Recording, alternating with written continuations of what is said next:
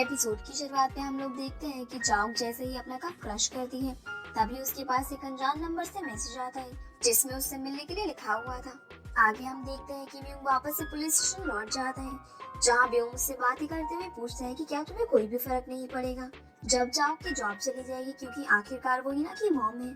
जवाब में म्यूंग बोलता है कि मुझे कोई फर्क नहीं पड़ेगा क्योंकि ईना और मेरे बीच सब कुछ खत्म हो चुका है। इस बात को सुनकर ब्योंग काफी शॉक होता है। तभी वहाँ पर यूरी भी आ जाती है और अब इन तीनों की बातों से हम लोग जान पाते हैं कि सबने बताया है कि उस ड्राइवर की मौत का कारण हार्ट अटैक था। तब म्योंग बोलता है कि पहले फिर उसके घर वालों ने झूठ क्यों बोला। जवाब में यूरी बताती है क्योंकि उसके घर वालों को मालिक के ऊपर गुस्सा था। तभी ईना म्योंग को मैसेज करती है और उसे बताती है कि मैं तुम्हारे पास नहीं आ सकती, लेकिन डेथ सर्टिफिकेट में मौत का कारण हार्ट अटैक ही लिखा हुआ है। इस बात को देखकर म्योंग को पुरानी बात याद आ जाती है जब ईना ने झूठ बोला था कि वो अपनी मॉम के साथ है और वो काफी अच्छी है। इस बात को याद करते हुए म्योंग भागता हुआ बाहर जाता है जहाँ बाहर हम लोग ईना को देखते हैं जिसे बहुत ही ज्यादा हिचकियां आ रही थी। आगे हमें एक पास का सीन दिखाया जाता है जिससे हमें पता चलता है कि दरअसल मालिक ने जो सर्टिफिकेट इन्हें दिया था उसमें उसने छेड़छाड़ करके मौत का कारण हार्ट अटैक बताया था, जबकि ड्राइवर ने रियलिटी में सुसाइड किया था। वहीं जैसे ही ईना म्योंग को देखती है वो वहाँ से भागने लगती है क्योंकि वो नहीं चाहती थी कि म्योंग को सच पता चले।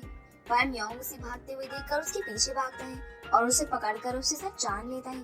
पर जैसे ही उसे पता चलता है कि डेथ सच में सुसाइड थी तो इससे वो काफी ज्यादा परेशान होने लगता है। लेकिन यहाँ पर वो फैसला कर लेता है कि वो कुछ भी करके चाउक की जॉब को बर्बाद करेगा। इसलिए वो ईना से इस बारे में किसी को भी ना बताने को बोलता है। पर क्योंकि ईना ने पहली बार म्योंग को इस तरह देखा था तो उसे काफी बुरा लगता है और वो थोड़ा सैड हो जाती है। अब वैसे यहाँ पर आप लोग सोच रहे होंगे कि आखिरकार ड्राइवर की फैमिली वालों ने अपना बयान क्यों चेंज कर लिया, जिसका रीजन हमें थोड़ी देर में पता चल जाएगा। खैर आगे जब म्योंग अपना काम खत्म करके घर पहुँचता है तो वहाँ पर ग्रैंडफादर और जॉय आए हुए थे जो कि देखने आए थे कि क्या म्योंग ठीक से रह पा रहा है। अब उन्हें अपने सामने देखकर म्योंग काफी शॉक होता है और वो उन्हें लेकर अंदर जाता है जहाँ जब ग्रैंडफादर देखते हैं कि म्योंग अपना ख्याल नहीं रखता है तो वो उसे काफी सारी चीजों के बारे में बताते हुए उसे उसका ध्यान रखने को बोलते हैं। अब उनके केयरिंग नेचर को देखकर म्योंग को अपने ऊपर गुस्सा आ रहा था। इसके बाद जब ग्रैंडफादर जाने लगते हैं तो म्योंग से बोलते हैं कि तुम कुछ भी कर लो तुम मेरे ही बेटे रहोगे। इस बात को सुनकर म्योंग वापस अंदर चला जाता है जहाँ ग्रैंडफादर और जॉय की तरफ से एक गिफ्ट रखा हुआ था जिसके अंदर बहुत सारे पैसे और एक मफलर था। उसे देखकर म्योंग को काफी अच्छा लगता है। अगले दिन जब चाओक अपनी गाड़ी से नीचे उतरती है तो उसे काफी सारे लोग घेर लेते हैं जिसमें म्योंग, ईना, ब्योम और यूरी भी शामिल थे। जहाँ मालिक उससे बोलने लगता है कि तुमने मुझे बर्बाद कर दिया, लेकिन अभी भी चाओक इस बात पर कोई भी जवाब नहीं दे रही होती। तब म्योंग की नजर ईना पर पड़ती है जो कि काफी ज्यादा उदास होकर साइड में खड़ी थी और उसे बार बार हिचकियां आए जा रही थी क्योंकि वो जानती थी कि उसकी मॉम ने सही काम किया था। अब वहाँ पर जो भी चीजें हो रही थी उन सबको देखकर चाओक को वो दिन याद आ जाता है जिस दिन जेम्योंग और म्योंग उसके सामने खड़े थे और वो उनसे सवाल पूछ रही थी। तभी चाओक के ऊपर कोई एक अंडा फेंक कर मारता है और वो देखकर ईना को काफी बुरा लगता है। फिर जब म्योंग को भी एहसास होता है कि वो गलत कर रहा है तो वो तुरंत बीच में कूदकर मालिक से तरह तरह के सवाल करता है और साबित कर देता है कि मालिक ने ही सबको धोखा दिया था और उसकी सच्चाई सबके सामने आ जाती है। तब मालिक वहाँ से भाग जाता है और बोलने लगता है कि इससे हमें काफी पैसे मिल सकते थे जो कि मैं ड्राइवर के परिवार वालों और उसके दोस्तों को दे देता, इसी वजह से उन्होंने मेरा साथ दिया था। फिर जैसे ही ना देखती है कि म्योंग ने उसकी मदद करी है तो वो काफी खुश होती है। तब म्योंग चाओक से बातें करते हुए उसे काफी उल्टा सीधा बोलता है और उससे पूछता है कि क्या तुम सच में एक रिपोर्टर हो, जिस पर चाओक का चेहरा देखने लायक होता है और उसके मुंह से एक भी शब्द नहीं निकलता। इसके बाद चाओक पहले तो जाकर अपना चेहरा साफ करती है और अब वो न्यूज में सबको बताती है कि वो अब से कोई भी शो में एंकरिंग नहीं करेगी, बस नॉर्मल न्यूज लिखा करेगी। इस बात को सुनकर म्योंग को काफी अच्छा लगता है क्योंकि उसने लगभग चाओक को सबक सिखा ही दिया था। तब वो इस बात को बताने के लिए जेम्योंग से मिलने जाता है जहाँ उसे भी यह बात सुनकर काफी अच्छा लगता है, लेकिन वो ये भी चाहता था कि म्योंग का रिश्ता वापस से ईना के साथ हो जाए। इसी वजह से वो इस बारे में उसे ईना से बात करने को बोलता है। वहीं ईना जब ब्योम के साथ होती है तो ब्योम उससे म्योंग के बारे में पूछता है। जवाब में ईना बताती है कि अब वो मुझे पसंद नहीं करता और मैं अभी ये नहीं चाहती कि वो जबरदस्ती मुझे पसंद करे, इसी वजह से मैं भी मूव ऑन करने की कोशिश करूंगी। इस बात को सुनकर ब्योम ईना को रात में डिनर पर चलने को पूछता है जिस पर ईना मान जाती है और वो दोनों रात में डिनर पर जाते हैं। वहाँ जब ईना हैंड वॉश करने जाती है तब म्योंग उसको कॉल करता है और क्योंकि ब्योम के पास उसका फोन रखा हुआ था इसी वजह से ब्योम फोन उठाता है और अब म्योंग उससे फिर से पूछता है कि क्या तुम्हारे बीच सब कुछ खत्म हो गया है। जवाब में म्योंग हाँ बोलता है। इस बात को सुनकर ब्योम उससे बोलता है कि मैं तुमसे और इना से कुछ बात करना चाहता हूँ। जिसे सुनकर म्योंग शांत हो जाता है और उस होटल की तरफ भागने लगता है जहाँ पर म्योंग और इना थे।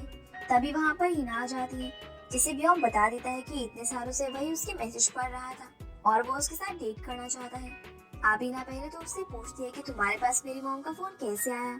जवाब में म्योंग उसे बताता है कि 13 साल पहले वो मेरे घर आई थी और तभी वो अपना फोन वहीं पर भूल गई थी। इस बात को जानकर इना पहले तो उसे मना करने लगती है, लेकिन व्योम जब उसे थोड़ा समझाता है तो इना हाँ बोल देती है। लेकिन तभी उसे हिचकी आ जाती है क्योंकि वो मन से व्योम के साथ डेट नहीं करना चाहती थी। इसीलिए व्योम भी सब समझ जाता है, पर वो इना के फैसले की रिस्पेक्ट करते हुए उसकी बात मान जाता है। आगे हम लोग देखते हैं कि क्योंकि व्योम ने सारी बातें नहीं सुनी थी, इसी वजह से वो काफी ज्यादा शॉक हो रहा था और सोचने लगता है कि इना को वापस कैसे पाया जाए। वहीं इना चाहक से बातें करते हुए उससे पूछने की कोशिश करती है कि वो 13 साल पहले सोरा से मिलने क्यों गई थी। तब चाहक उसे कुछ भी नहीं बताती और बातें करते हुए इना उसका पुराना फोन चुरा लेती है, जो कि व्योम ने ही उसे वापस करा था। अगले दिन सोरा को खबर मिलती है कि क्रिसमस के गिफ्ट्स बांटने के लिए जिस सांता को रखा गया था उसने एक $800 का बैग चुरा लिया था। इस बात को सुनकर सोरा उस सांता को पुलिस के हवाले कर देती है। आगे जब म्योंग, यूरी, इना और व्योम साथ में मिलते हैं तब म्योंग व्योम को साइड में ले जाकर बातें करने लगता है। तब व्योम उसे सब कुछ सच बता देता है, जिससे उसे समझ आ जाता है कि इना उससे अभी भी प्यार करती है। तभी वो सांता जिसे सोरा ने पकड़वाया था वो चांसू के पकड़ से भागकर बाहर आने लगता है और इना उसे रोकने के लिए उसके ऊपर अपना जूता फेंकती है, जिस वजह से गुस्से में सांता इना के ऊपर हमला करने वाला होता है। तभी म्योंग उसे लात मारकर गिरा देता है और वो वापस से पकड़ लिया जाता है।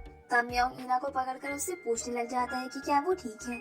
ये देखकर यूरी को जेलसी फील होने लगती है क्योंकि वो म्योंग को क्रिसमस वाले दिन प्रपोज करने वाली थी। अभी लोग आगे चैनसू से इस केस के बारे में पता करने की कोशिश करने लगते हैं। तब चैनसू उन्हें सब बताता है कि सांता का बेटा उस बैग के लिए बहुत ही ज्यादा जिद कर रहा था और क्योंकि उनके पास इतने पैसे नहीं थे तो इसी वजह से सांता ने उस बैग को चुराया और वैसा बैग सिर्फ व्योम की शॉप पर ही मिलता है। इस बात को सुनकर सब लोग काफी ज्यादा शॉक होते हैं और सोचने लगते हैं कि वो अब क्या करें। तब यूरी सोरा के बारे में कुछ गलत बोलने की कोशिश करती है, लेकिन व्योम उसे तुरंत धमका देता है क्योंकि सोरा का बिहेवियर काफी अच्छा था। अब क्योंकि ये सभी लोग जानना चाहते थे कि आखिरकार सोरा ने एक बैग की वजह से सांता को जेल में क्यों भिजवाया, तो इसी वजह से वो व्योम की कंपनी पर न्यूज बनाने का सोचते हैं। पर क्योंकि उससे उनकी काफी ज्यादा बेइज्जती हो सकती थी तो इसी वजह से व्योम उसके लिए मना कर देता है, लेकिन इना उसे मनाने की कोशिश करती है और अब व्योम ये सब ना चाहते हुए भी गुस्से में इना को इजाजत दे देता है। आगे हम लोग देखते हैं कि चैनसू काफी ज्यादा परेशान था क्योंकि उसे डिमोट कर दिया गया था और ऐसा इसलिए हुआ क्योंकि उसके हाथ से एक कैदी छूटकर भाग गया था। इसी वजह से वो म्योंग के साथ ड्रिंक करने जाता है, जहाँ पर म्योंग भी काफी ज्यादा उदास था क्योंकि उसका भाई एक कातिल बन गया था और वो काफी ड्रिंक करने लगता है। अब क्योंकि उसके हालात चलने वाले नहीं थे इसी वजह से चैनसू उसे उठाकर चॉय के घर ले जाता है, जहाँ वो ग्रैंडफादर और चॉय को उसकी उदासी का कारण बताता है। और अब क्योंकि चैनसू ने भी काफी ज्यादा ड्रिंक करी हुई थी तो चॉय उन दोनों को ही वहाँ पर रहने देता है। रात में जब म्योंग की आंख खुलती है तो उसके सामने ईना थी, जिसने वैसे ही बटन पहना हुआ था जैसा म्योंग ने उसे दिया था। ये देखकर म्योंग समझ जाता है कि एक सपना है। तब वो ईना से बोलता है कि मैं तुमसे दूर नहीं होना चाहता, जिस पर ईना भी हाँ बोलती है। अगले दिन जब म्योंग की आंख खुलती है तब वो बाहर जाता है और जब वो खाना खा रहा था तो वो बस ईना के बारे में ही सोच रहा था। तब चॉय ईना से म्योंग के बाल सही करने को कहता है और ईना भी ऐसा ही करती है। इसके बाद ये तीनों वापस जाने लगते हैं। तब म्योंग लिफ्ट में ईना से बात करने की कोशिश करता है, लेकिन वो उसे बिना कुछ कहे वहाँ से चला जाता है। वहीं हम यूरी को देखते हैं जो कि म्योंग का वेट करते करते थक गई थी और रो रही थी।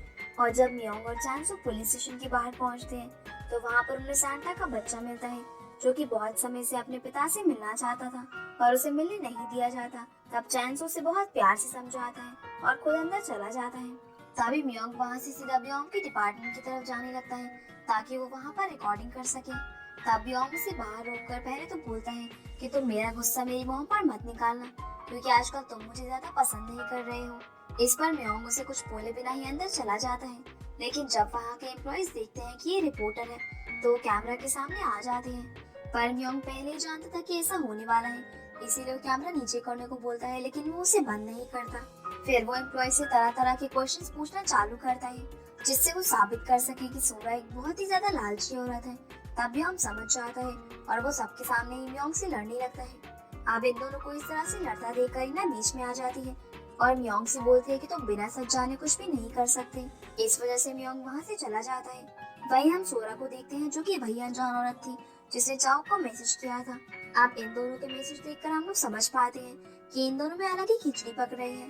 वहीं म्योंग बाहर पहुंचकर उस सपने के बारे में वापस से सोचने लगता है। वहीं हम लोग देखते हैं कि जब ग्रैंडफादर और जॉय सफाई कर रहे थे, तब जॉय ने एक पुरानी टी शर्ट पहनी हुई थी जो कि म्योंग की थी, लेकिन उसमें से 2 बटन गायब थे, जिसमें से एक तो म्योंग के पास था और दूसरा ईना ने निकाल कर वापस से अपनी लॉकेट में डाल लिया था। और यह हम लोग समझ पाते हैं कि जिसे म्योंग सपना समझ रहा था वो दरअसल हकीकत थी। दूसरी तरफ हम सोरा को देखते हैं, जिसे जब पता चलता है कि वहाँ पर रिपोर्टर्स आए हुए हैं तो वो ब्योम की मदद करने के लिए मान जाती है और वो सबको इंटरव्यू लेने और उनको ट्रोल करने के लिए भी मान जाती है। इस बात से ब्योम ज्यादा खुश नहीं होता। वहीं जब म्योंग डस्टबिन के पास खड़ा होता है तो उसे वहाँ पर कुछ पेपर स्ट्रिप्स दिखती हैं जो कि ऑर्डर्स की थी। ये देखकर म्योंग स्ट्रिप्स को एक पन्नी में डाल लेता है ताकि वो उनके बारे में पता कर सके। वहीं फिलहाल तो MSC और YGN वाले ब्योम की काफी बेइज्जती करते हैं, जिसे देखकर ब्योम अपनी मॉम को सॉरी बोलता है। पर उसकी मॉम उससे काफी खुश थी क्योंकि उनका कुछ और ही प्लान था, इसीलिए वो बस ब्योम के सामने उदास होने का दिखावा करती है। आगे हम लोग देखते हैं कि इना अपनी मॉम से मिलकर उसको एक एयरिंग देती है जो कि उसे ब्योम के घर से मिला था। फिर वो उससे पूछती है कि क्या आप सोरा को जानते हो, जिस पर चाओ बोलती है कि हम बस 13 साल पहले एक मीटिंग में मिले थे, लेकिन वो समझ गई थी कि चाओ झूठ बोल रही है क्योंकि वो इयरिंग उसे आज ही मिले थे। अब इस बात के बारे में इना उससे पूछती भी है, लेकिन चाओ उससे रूड बिहेव करती हुई वहाँ से चली जाती है। वहीं म्योंग अपने काम पर लग जाता है और जब वो सभी पेपर्स को जोड़ने वाला था तभी उसे किसी काम से बाहर जाना पड़ता है और उस समय वहाँ पर ईना आकर धोखे से उन सभी स्ट्रिप्स को खराब कर देती है। ये देखकर यूरी उसे बताती है कि म्योंग उसे सही कर रहा था। अब ये जानकर ईना उसके गुस्से से बचने के लिए उन सभी स्ट्रिप्स को साइड में ले जाती है। फिर जब म्योंग वापस आता है तो यूरी उसे सब बता देती है। ये सुनकर म्योंग ईना को ढूंढने लगता है और उसके लिए कॉफी भी ले लेता है और जब उसे ईना मिलती है तो वो उसे कॉफी देता है। फिर ये दोनों साथ में उन सभी स्ट्रिप्स को जोड़ने लगते हैं। तब ईना उसे सोरा और चाओ के बारे में बताती है, जिसे सुनकर म्योंग भी काफी शॉक होता है। अब स्ट्रिप्स जोड़ने के बाद उन्हें पता चलता है कि सोरा ने पहले ही वैसे बहुत सारे बैग्स का ऑर्डर दे दिया था क्योंकि वो जानती थी कि उसके स्टोर में न्यूज वाले आएंगे और इससे उनके स्टोर का एक तरह से प्रमोशन ही हुआ। इसी वजह से अगले दिन जाकर म्योंग उनके स्टोर में चेक करता है तो उसे पता चलता है कि वहाँ तो पैर रखने की भी जगह नहीं है। तभी उसे ब्योम देखता है जो उससे पूछता है कि अब तो तुम्हें अच्छा लग रहा होगा स्टोर को खाली देखकर। तब म्योंग उसे सारी सच्चाई बता देता है, जो जानकर ब्योम सीधा अपनी मॉम से इस बारे में बात करने जाता है और अब जाकर उसे समझ में आता है कि उसकी मॉम के बारे में म्योंग जो भी कह रहा था वो सब कुछ सही था। इसी वजह से उसका दिल टूट जाता है और वो म्योंग से माफी मांगते हुए उसके साथ कहीं पर जाने लगता है, जहाँ म्योंग उससे चाओ के बारे में पूछता है, जिस पर ब्योम उसे बताता है कि वो 23 अक्टूबर को ईयर 2000 में हमारे घर आई थी। इस डेट को सुनकर म्योंग काफी शॉक होता है क्योंकि इसी दिन उसकी मॉम ने सुसाइड किया था। अब ईना भी इसी बारे में सोच रही थी और यहाँ से सीन पास में जाता है, जहाँ हम लोग देखते हैं कि चाओ और सोरा आपस में बहुत ही अच्छे से बात करते हुए जाते हैं। तभी वहाँ पर ब्योम जो कि उस समय छोटा था वो आकर चाओ के फोन को देखता है और जब वो उस फोन की मैसेज पढ़ता है तो उसे काफी अच्छा लगता है, इसीलिए वो उस फोन को अपने पास ही रख लेता है। आगे हम लोग देखते हैं कि जब चेंसो ईना, म्योंग और यूरी से मिलता है तो उन्हें वो एक केस के बारे में बताता है। इस केस में एक फैक्ट्री में ब्यूटेन गैस लीक हो गई थी, जिससे एक बहुत ही बड़ा धमाका हो सकता था। अब वो उन्हें इस बारे में बता ही रहा था, तभी वहाँ पर उसकी वाइफ आ जाती है जो कि और कोई नहीं बल्कि ईना और म्योंग की क्लासमेट जीनी थी और ये सब एक दूसरे को देखकर काफी खुश होते हैं। तब म्योंग और ईना चैंसू के 3 बच्चों से भी मिलते हैं, जिसमें से सबसे छोटे वाले का बर्थडे आने वाला था, इसीलिए जीनी और चैंसू सबको इनविटेशन कार्ड भी देते हैं। वहीं हम लोग ब्योम को देखते हैं जो कि अपना घर छोड़कर एक फ्लैट में रहने जा रहा था क्योंकि उसकी मॉम ने उसे झूठ बोला था। तब उसकी मॉम उसे बनाने की कोशिश करती है, जिस पर ब्योम उससे पूछता है कि आप मुझे उस दिन के बारे में बता सकती हो जब 13 साल पहले चाओ हमारे घर पर आई थी। इस पर सोरा कुछ बहाना बनाकर वहाँ से चली जाती है और वो गाड़ी में पहुंचकर चाओ को मिलने के लिए मैसेज करती है। दूसरी तरफ ग्रैंडफादर बहुत ज्यादा ही उदास थे क्योंकि जब म्योंग उस दिन ड्रिंक करके आया था तो वो सच में काफी ज्यादा ही परेशान था। इसी वजह से वो जे म्योंग से मिलने जेल में जाते हैं, जहाँ पर जे म्योंग उन्हें काफी सारी बातें बताता है।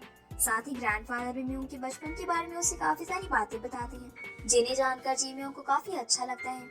इसके बाद जब म्योंग वापस जाकर चेंसू से मिलता है तब चेंसू न्यूज देख रहा था, जिसमें बताया गया था कि एक फैक्ट्री में बहुत ही बड़ा ब्लास्ट हुआ है जिसमें 40 लोग घायल हो गए हैं, जिसे सुनकर चेंसू काफी ज्यादा शॉक होता है क्योंकि वही फैक्ट्री थी जिसमें लास्ट डे चेंसू गया था। अब क्योंकि चेंसू के ऊपर पूरी बात आने वाली थी, इसी वजह से म्योंग बहुत जल्दी जल्दी केस स्टडी करने लगता है, जिससे उसे पता चलता है कि अब इस आग का जिम्मेदार चेंसू को माना जा रहा है। क्योंकि लोगों के हिसाब से उसने ही लापरवाही की थी। इस बात को जानकर म्योंग सीधा कांग के पास जाता है और अब कांग उसे बहुत सारी फाइल्स देते हुए बताता है कि ये केस बिल्कुल 13 साल पहले वाले केस से मैच करता है, क्योंकि उस समय भी ऐसा ही हुआ था। इस बात को सुनकर म्योंग अपने दोस्त को बचाने के लिए 13 साल पुराने की स्टडी करने लगता है। वहीं हम लोग देखते हैं कि चाओ जाकर सोरा से मिलती है, जहाँ पर सोरा उसे एक पेन ड्राइव देती है जिसके बारे में हमें आगे पता चलेगा। वहीं जब म्योंग और रीना बातें कर रहे थे, तब यूरी बोलती है कि म्योंग के पापा 13 साल पहले आग बुझाने गए थे और वो इन सब चीजों में शामिल भी नहीं थे, तो सबने उन्हें ही आग लगाने का दोषी क्यों मान लिया। इस बात को सुनकर म्योंग को उसका कोई भी जवाब नहीं मिलता और वो सीधा कांग के पास जाता है। तब कांग उसे बताता है कि ऐसा इसलिए हुआ था क्योंकि उस समय किसी को भी आग का असली कारण नहीं पता था और इसी वजह से सबको लगने लगा कि किम ने जानबूझकर आग लगाई थी ताकि वो अपने दोस्तों को मार सके। इस बात को सुनकर म्योंग को बिल्कुल भी अच्छा नहीं लगता। तभी ये दोनों देखते हैं कि चाओ रिपोर्टिंग करती हुई बता रही थी कि चैन सुई इन सब चीजों के लिए जिम्मेदार है, क्योंकि उसे एक रात पहले फैक्ट्री के पास बुलाया गया था पर उसने लापरवाही करी।